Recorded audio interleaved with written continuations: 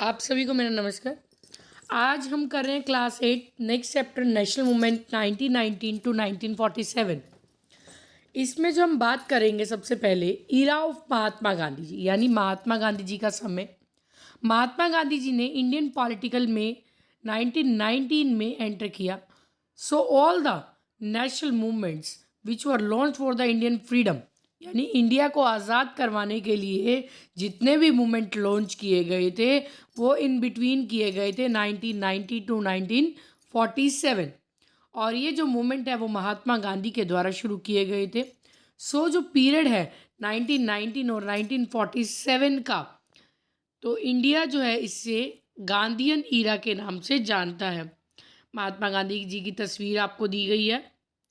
आगे चलते हैं। महात्मा गांधी जी का जो जन्म है वो 2 अक्टूबर 1869 को पोरबंदर शहर में हुआ था।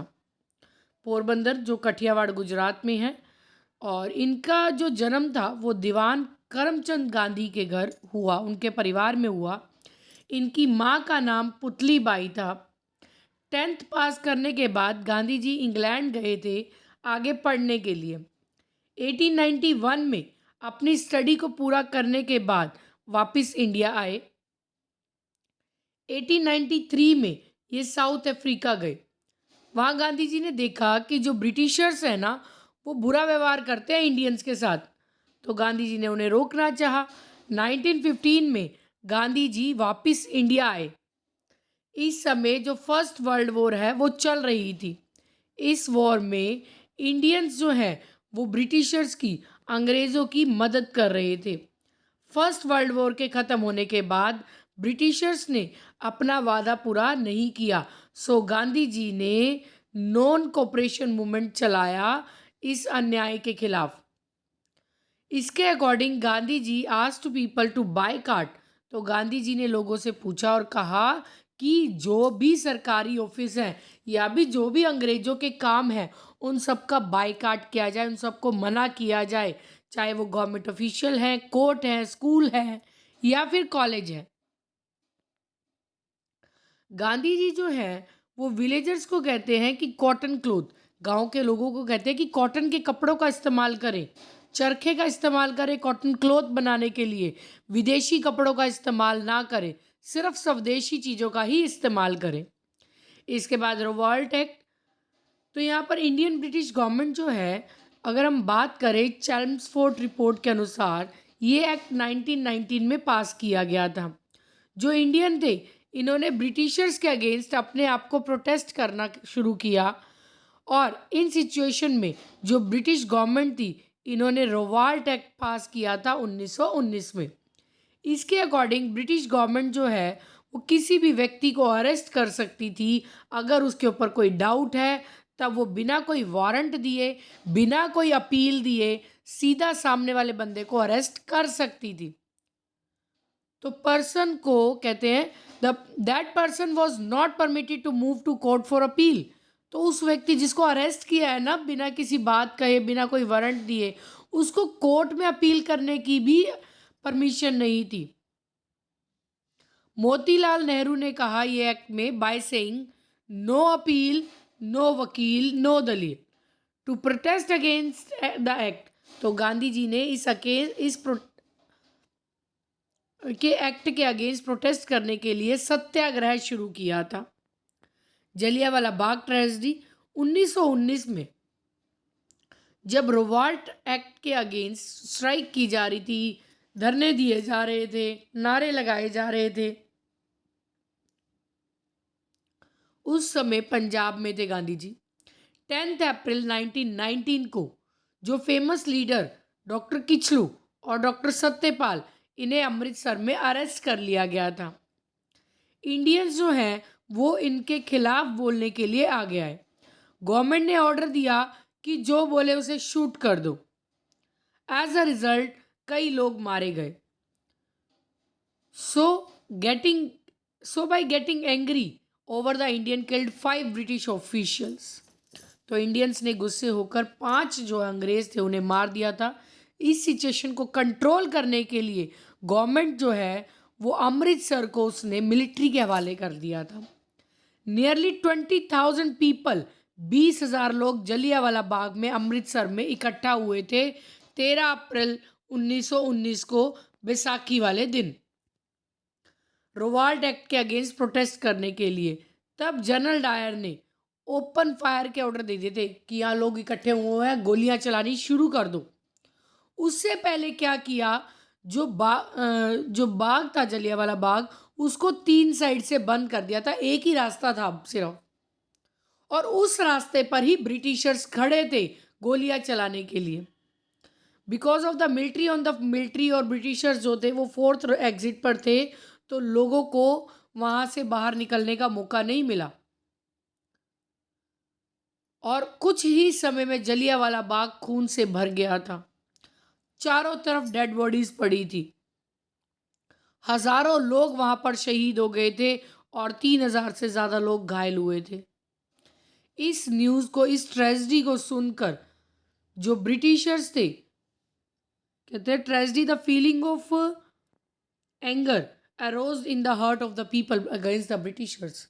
इस ट्रेजेडी को सुनने के बाद लोगों के मन में अंग्रेजों के खिलाफ और गुस्सा पैदा हो गया। उसके बाद नेक्स्ट चलते हैं, केस स्टडी, खिलाफत movement and non cooperation movement. First world war के बाद जो ब्रिटिशर्स थे उन्होंने तुर्की को बहुत सारे हिस्सों में बांट दिया और खलीफा को अरेस्ट कर लिया।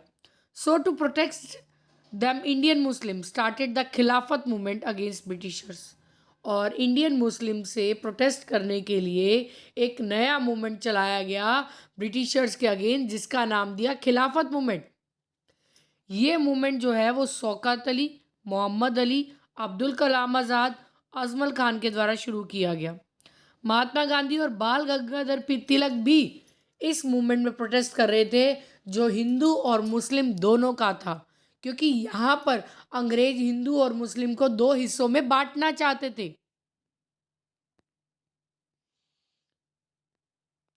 उसके बाद नॉन कोऑपरेशन मूवमेंट 1920 में महात्मा गांधी ने नॉन कोऑपरेशन मूवमेंट शुरू किया ब्रिटिश गवर्नमेंट के अगेंस्ट। महात्मा गांधी ने सरेंडर कर दिया था टाइटल केसरी हिंद, और इन्होंने लोगों से रिक्वेस्ट किया कि वो इस मूवमेंट में पार्टिसिपेट करें। उस समय हज़ारों बच्चे जो हैं वो स्कूल जाने से रुक गए, कॉलेज नहीं जाते थे।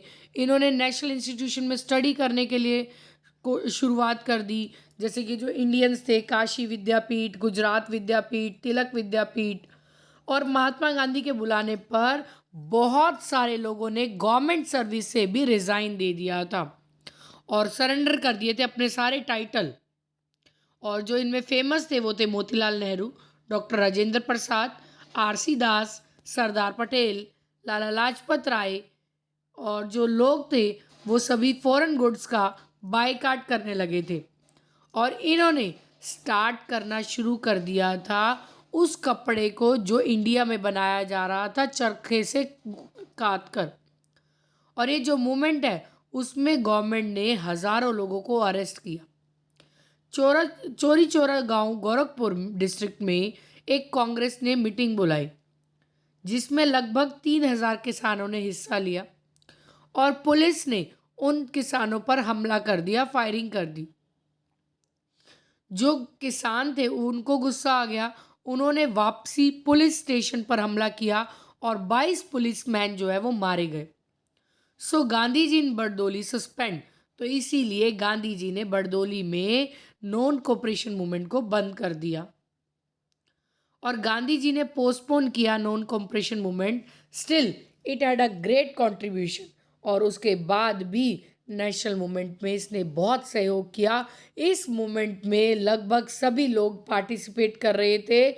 जो फीलिंग थी नेशनल कॉन्शियस यानी देश के लिए जागरूकता की, वो लोगों के मन में पैदा होने लगी थी, और जो वुमेन्स थी वो भी पार्टिसिपेट कर रही थी इस मूवमेंट्स में और कॉन्फिडेंस से। और जो कांग्रेस पार्टी थी वो पॉपुलर हुई थी इसी मूवमेंट के कारण। 1922 में गांधी जी ने नॉन कोऑपरेशन मूवमेंट को ख़त्म किया। 1923 में जो मोतीलाल नेहरू, CR दास, इन्होंने एक नई पार्टी बनाई जिसका नाम रखा स्वराज पार्टी। इनका मेन एम था पार्टिसिपेट करना इलेक्शन में और आज़ादी के लिए लड़ना।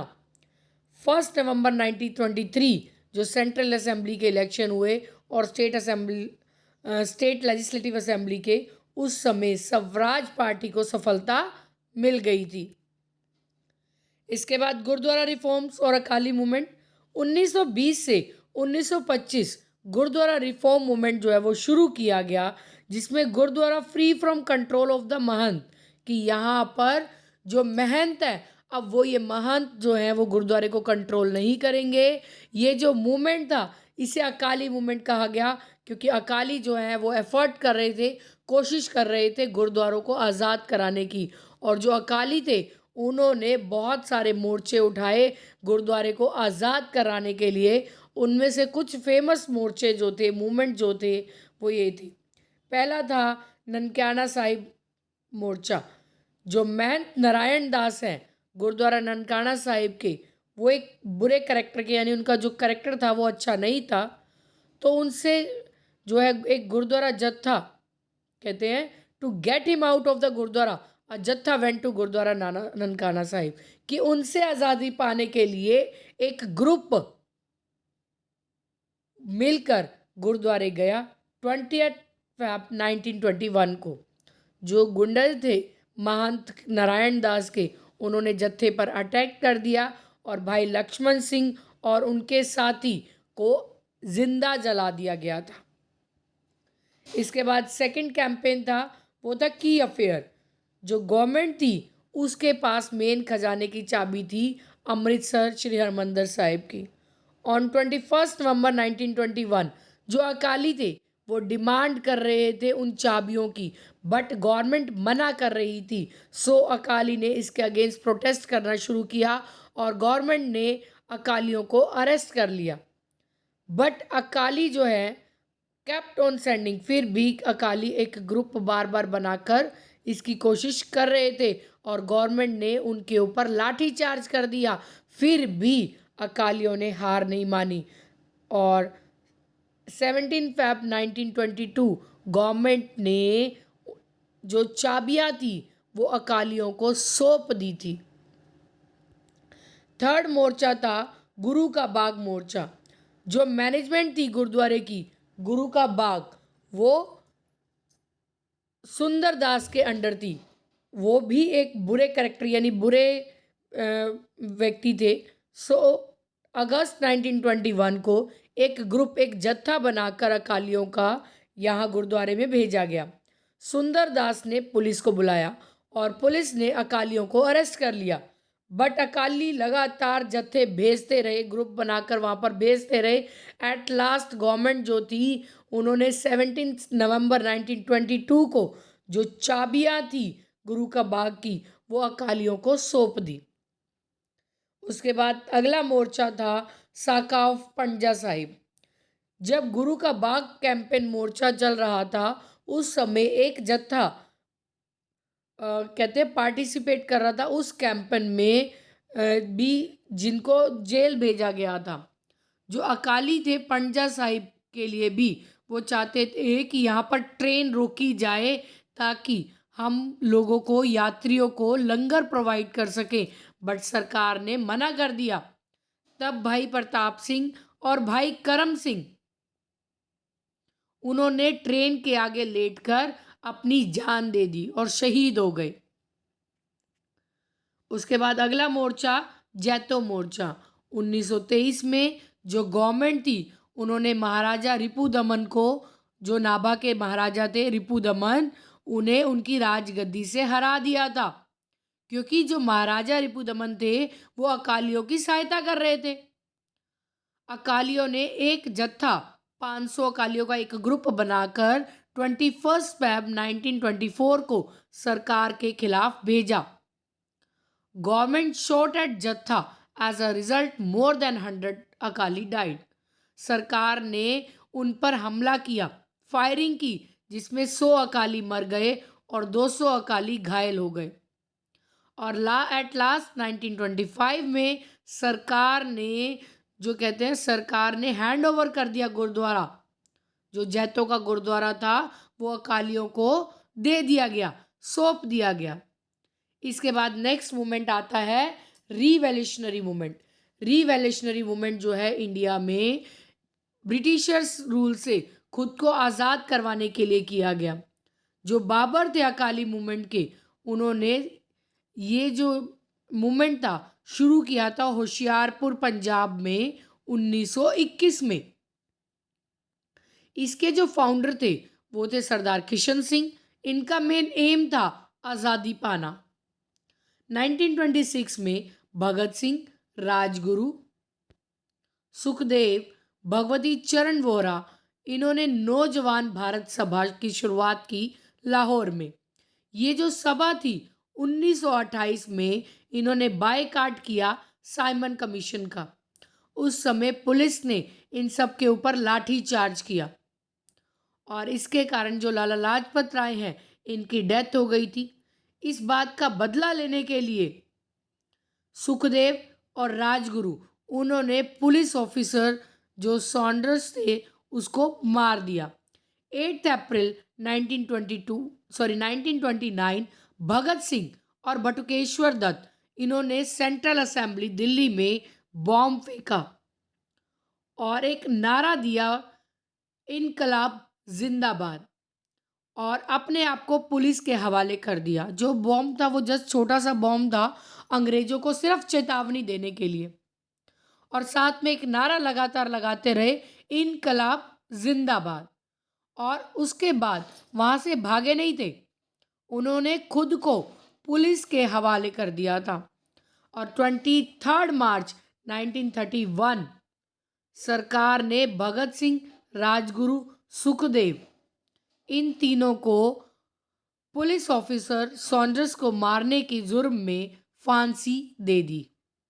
ये भगत सिंह की आपको तस्वीर भी दी गई है। आगे चलते हैं साइमन कमीशन।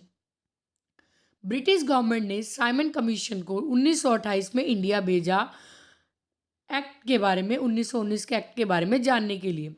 ये जो कमीशन थी इसमें 7 मेंबर थे, बट कोई भी मेंबर इंडियन नहीं था। इसी कारण commission was welcome with black flag. इसीलिए इस कमीशन का स्वागत काले झंडों से किया गया और एक स्लोगन दिया गया, साइमन कमीशन गो बैक।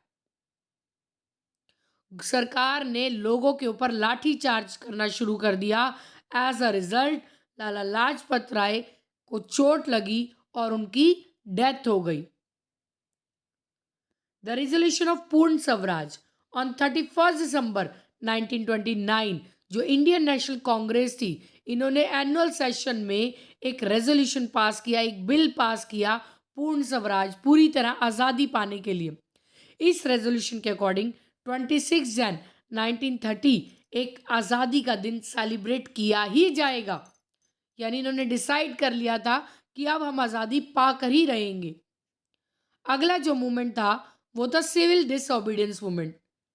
आज़ादी पाने के लिए महात्मा गांधी ने सिविल डिसओबीडियंस मूवमेंट शुरू किया 1930 से 1934। इस मूवमेंट में सबसे पहले सॉल्ट सत्याग्रह शुरू किया गया 12 मार्च 1930 विद 78 कॉमरेड्स इनके साथ जुड़े। इन्होंने पैदल यात्रा की साबरमती आश्रम से लेकर दांडी तक। 5 अप्रैल 1930 को इन्होंने नमक का कानून तोड़ दिया। दांडी पहुंचने के बाद इन्होंने अरेबियन सी के किनारे वहां पर समुद्र में खुद नमक जो है वो प्रिपेयर किया और जितने भी कानून थे नमक को लेकर वो तोड़ दिए। हजारों बच्चों ने स्कूल छोड़ दिया, कॉलेज छोड़ दिया, लोगों ने गवर्नमेंट जॉब से रिज़ाइन करना शुरू कर दिया। वुमेन्स पार्टिसिपेट कर रही थी इस मूवमेंट में, और जो शॉप वाले थे या जो लिक्विड सेल करते हैं, फॉरेन गुड्स वाले, गवर्नमेंट जो है इन सभी मूवमेंट्स को डिक्लेयर कर रही थी इंडियन नेशनल कांग्रेस, और इलीगल बता रही थी और अरेस्ट कर रही थी सभी कांग्रेस लीडर्स को। पुलिस ने बहुत सारी जगह पर ओपन फायरिंग शुरू कर दी, बट गवर्नमेंट ने प्रूव किया और इस मूवमेंट को फेल किया, यानी दबा दिया था इस मूवमेंट को भी। इसके बाद राउंड टेबल कॉन्फ्रेंस, इस साइमन कमीशन की रिपोर्ट को डिस्कस करने के लिए 1930 में ब्रिटिश गवर्नमेंट ने पहली मीटिंग बुलाई जिसे फर्स्ट राउंड टेबल कॉन्फ्रेंस कहा गया। बट कांग्रेस का बायकॉट होने के कारण ये मीटिंग फेल हुई। 5 मार्च 1947 गांधी इरविन पैक्ट, ये एक साइन किया गया। गांधी और लॉर्ड इरविन के बीच में एक एग्रीमेंट साइन किया गया। इस एग्रीमेंट में सिविल डिसोबीडियंस मूवमेंट को रोकने को कहा गया और पार्टिसिपेट करने को कहा सेकेंड राउंड कॉन्फ्रेंस में। और सितंबर 1931 में सेकेंड राउंड टेबल कॉन्फ्रेंस हुई। गांधी जी ने डिमांड करी कि इंडियन के लिए एक अलग से एडमिनिस्ट्रेशन बनाया जाए और स्टेट लेवल पर अलग। बट गांधी जी इस बात को एक्सेप्ट नहीं करवा पाए। As a result Gandhi ji ने नॉन कोऑपरेशन मूवमेंट फिर से शुरू किया जैन 1932 को। इसी कारण गांधी जी और बाकी कांग्रेस लीडर्स को भी अरेस्ट कर लिया गया था। 1932 में ब्रिटिश गवर्नमेंट ने एक सेपरेट इलेक्टरल सिस्टम शुरू किया हरिजन्स के लिए, बट गांधी जी इसके खिलाफ थे। बाद में सितंबर 1932 में पूना में गांधी जी और जो लीडर थे एससी कास्ट के डॉक्टर अंबेडकर, उन्होंने एक एग्रीमेंट किया एससी कास्ट की भलाई के लिए। 1932 में एक थर्ड राउंड कॉन्फ्रेंस, एक थर्ड मीटिंग हुई जिसमें कांग्रेस ने पार्टिसिपेट नहीं किया और 1933 में कांग्रेस ने सस्पेंड कर दिया सिविल डिसोबीडिएंट मूवमेंट और 1934 में इसे बिल्कुल बंद कर दिया गया था। इसके बाद जो नेक्स्ट टॉपिक है वो है second world war and Cripps mission. On September 1939 second world war start की गई बिना कांग्रेस लीडर से कंसल्ट किए और कांग्रेस लीडर जो है वो अनाउंस कर रही थी और रिजाइन दे रही थी स्टेट लेजिस्लेटिव काउंसिल से। सो ब्रिटिश गवर्नमेंट ने मार्च 1942 को क्रिप्स मिशन को भेजा ताकि इसमें जो है वो हिस्सा लिया जा सके और कुछ रिकमेंडेशन जो है वो दी कांग्रेस के लीडर से पहले जो सेटिस्फाइड नहीं हो रहे थे उनके लिए, क्योंकि कांग्रेस जो है उनसे बिना कंसल्ट किए ही ये जो वॉर है वो शुरू हो गई थी। अब यहाँ पर एक डिमांड थी पाकिस्तान बाय मुस्लिम लीग। 23 मार्च 1940 को मुस्लिम लीग ने एक सेशन लाहौर में डिमांड किया और एक अलग कंट्री बनाने को कहा। मुस्लिम के लिए दो नेशन बनाने के लिए कहा, एक हिंदू और एक मुस्लिम। एक इंडिपेंडेंट पाकिस्तान बनाने को कहा। ब्रिटिशर्स जो है वो सपोर्ट कर रहे थे मुस्लिम्स को और वो चाहते थे कि ये दोनों बट जाएं और इनकी जो ताकत है वो कमज़ोर हो जाए। तो ये इम्पोर्टेंट सेंटर है नेशनल मूवमेंट्स के जहाँ जहाँ पर हुए। Quit India movement. Second world war खत्म होने के बाद गांधी जी ने लॉन्च किया क्विट इंडिया मूवमेंट, भारत छोड़ो आंदोलन 8 अगस्त 1942 को। 9 अगस्त 1942 गवर्नमेंट ने अरेस्ट किया गांधी जी को और बाकी जो कांग्रेस के लीडर थे उन्हें भी। और जब लोगों ने ये खबर सुनी अलग अलग जगह पर, तब लोगों ने पुलिस स्टेशन पर अटैक करना शुरू कर दिया। Government buildings, post office, railway station, हर जगह अटैक कर दिया। बट ब्रिटिश गवर्नमेंट जो है वो इस एक्टिविटी को दबा नहीं सके। उसके बाद आज़ाद हिंद फौज। सुभाष चंद्र बोस एक फेमस लीडर थे नेशनल मूवमेंट के। 1939 में जो गांधी जी हैं उन्होंने कांग्रेस छोड़ दी थी, क्योंकि जो सुभाष चंद्र बोस और गांधी जी दोनों की सोच में काफ़ी फर्क था। तब सुभाष चंद्र बोस ने एक नई टीम बनाई जिसका नाम रखा आज़ाद हिंद फौज, इंडिया को आज़ाद करवाने के लिए। इसमें जो इंडियन सोल्जर्स थे उन्हें जापान में से जेल में से छुड़ाया जा रहा था। सुभाष चंद्र बोस ने एक नारा दिया, दिल्ली चलो, give me blood I shell give you freedom and जय हिंद। ये 3 नारे दिए थे, दिल्ली चलो, तुम मुझे खून दो मैं तुम्हें आज़ादी दूंगा, और जय हिंद। बट 1943 में जापान जो है वो सेकेंड वर्ल्ड वॉर में हार गया था। सो जो आज़ाद हिंद फौज है वो अपने इंडियंस को आज़ाद करवाने में फेल हो गई। 1945 में सुभाष चंद्र बोस वॉज किल्ड और एक एयरक्राफ्ट एक्सीडेंट में ये मारे गए और ब्रिटिशर्स ने अरेस्ट कर लिया था जितने भी आज़ाद हिंद फौज के सैनिक थे। इसी कारण जो इंडियंस थे वो सभी कुछ ऑब्जर्व कर रहे थे जो देश में हो रहा था और एंड में जो ब्रिटिशर्स थे उन्होंने आज़ाद हिंद के फौज के जितने भी सैनिक थे उन सब को आज़ाद कर दिया। उसके बाद कैबिनेट मिशन जो ब्रिटिश गवर्नमेंट थी उन्होंने 3 मेंबर कैबिनेट मिशन के इंडिया भेजे मार्च 1946 में। इनके जो हेड थे वो थे लॉर्ड पैट्रिक लॉरेंस। ये जो मिशन था वो डिस्कस किया जा रहा था इंडियन लीडर्स के द्वारा। इनका मेन प्रोविज़न था कि इंडिया की पॉलिटिकल पावर को बढ़ाना। ये सजेस्ट कर रहे थे कॉन्स्टिट्यूट असेंबली को इम्प्रूव किया जाए। सो इन सजेशन के अकॉर्डिंग गवर्नमेंट ने एक नया तरीका अपनाया, एक नया सेटअप किया 1946 में। और ये जो सेटअप था वो जवाहरलाल नेहरू की लीडरशिप में किया गया। 15 अक्टूबर 1946 मुस्लिम लीग जो है उसने इंटरिम गवर्नमेंट को ज्वाइन किया। उसके बाद Indian independence act 1947 and partition of India. 20 Feb 1947 जो प्राइम मिनिस्टर थे इंग्लैंड के लॉर्ड एटली उन्होंने डिक्लेयर किया कि ब्रिटिश गवर्नमेंट जो है वो इंडिया को आज़ाद कर देगी 30 जून 1948 को। Lord Mountbatten held a talk. उन्होंने कांग्रेस के लीडर्स के साथ बात की इंडिया को आज़ाद करने के लिए। उन्होंने कहा इंडिया को आज़ाद कर दिया जाएगा पर इसे 2 हिस्सों में बांटा जाएगा, इंडिया और पाकिस्तान। कांग्रेस लीडर्स ने इस पार्टीशन को एक्सेप्ट किया। ऑन जुलाई 1947 जो ब्रिटिशर्स थे उन्होंने इंडियन इंडिपेंडेंस एक्ट पास किया। As a result British rule जो है अब इंडिया में ख़त्म हुआ। 15 अगस्त 1947 इंडिया आज़ाद हुआ बट देश 2 हिस्सों में बट गया। एक का नाम इंडिया रखा गया, एक का नाम तो इंडिया था ही, दूसरे का नाम पाकिस्तान रखा गया। तो ये चैप्टर हमारा यहीं ख़त्म होता है। तो पॉइंट्स टू रिमेंबर वो देख लेते हैं। महात्मा गांधी जी वापस आए थे साउथ अफ्रीका से 1915 में। महात्मा गांधी जी ने सत्याग्रह अगेन मूवमेंट शुरू किया 1919 में।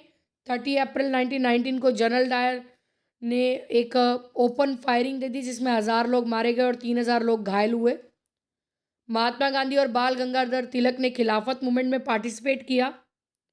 1920 में महात्मा गांधी ने नॉन कोऑपरेशन मूवमेंट शुरू किया अंग्रेज़ों के खिलाफ। और 1920 से 25 गुरुद्वारा को लेकर जो कैंपेन हुए वो चलाए गए। गांधी जी ने नॉन कोऑपरेशन मूवमेंट वापस लिया चौरी चौरा के बाद। 1928 में जो इंडियंस थे उन्होंने बायकॉट किया साइमन कमीशन का। 23 मार्च 1931 गवर्नमेंट जो है उन्होंने भगत सिंह, राजगुरु और सुखदेव को फांसी दी। और 1929 में इंडियन नेशनल कांग्रेस जो है उसने एनुअल सेशन पास किया पूर्ण स्वराज का। और 26 जैन 1930 एक इंडिपेंडेंस डे सेलिब्रेट किया गया। 1930 में गांधी जी ने दांडी यात्रा शुरू की 5 अप्रैल 1930 को। और नमक का कानून इन्होंने तोड़ा। 1934 में सिविल डिसोबीडिएंट मूवमेंट जो है उसको विड्रॉ किया गया। 1940 में मुस्लिम लीग एक डिमांड रखी गई कि इंडिपेंडेंट पाकिस्तान बनाया जाए। क्विट इंडिया मूवमेंट शुरू हुआ 1940 में। 1943 में सुभाष चंद्र बोस ने एक नींव रखी और एक नई टीम बनाई आज़ाद हिंद फौज। और 1946 में कैबिनेट मिशन जो है वो इंडिया आया।